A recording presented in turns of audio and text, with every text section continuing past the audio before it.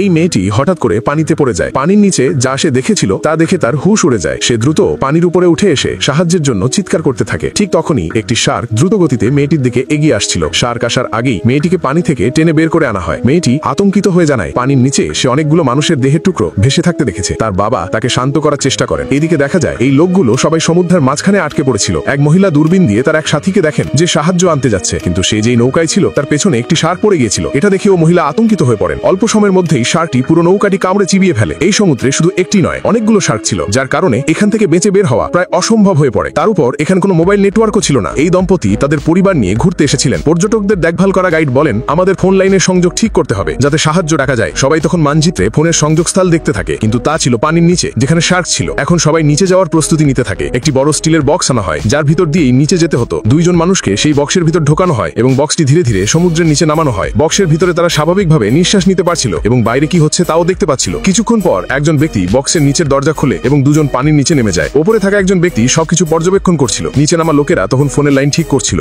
এমন সময় হঠাৎ তাদের সামনে আবারও অনেকগুলো মৃতদেহের টুকরো ভেসে উঠতে দেখা যায়। এই দৃশ্য দেখে একজন ব্যক্তি দ্রুত বক্সের ভিতর ফিরে আসে, কিন্তু সে দেখে তার আরেকজন সাথী তখনও পানির নিচে লাইনের কাজ করছিল। ঠিক তখনই সে দেখে একটি বিশাল শার্ক তার বক্সের নিচ দিয়ে সাঁতরে যাচ্ছে। ভয়ে কাঁপতে কাঁপতে সে নিচের দিকে তাকায়। হঠাৎ সেই শার্কটি জোরে বক্সটিকে আঘাত করে। বক্সের হ্যান্ডেল জোরে জোরে ঘুরতে থাকে, কারণ শার্কটি তার মুখে পুরো বক্সটিকে ধরে ফেলেছিল। বক্সে থাকা লোকটি বুঝে যায় তার মৃত্যু নিশ্চিত। শার্কটি বক্সটিকে নিচের দিকে টেনে নিয়ে যেতে থাকে। তারপর একসময় শার্কটি পুরো বক্সটিকে দুই টুকরো করে ফাটিয়ে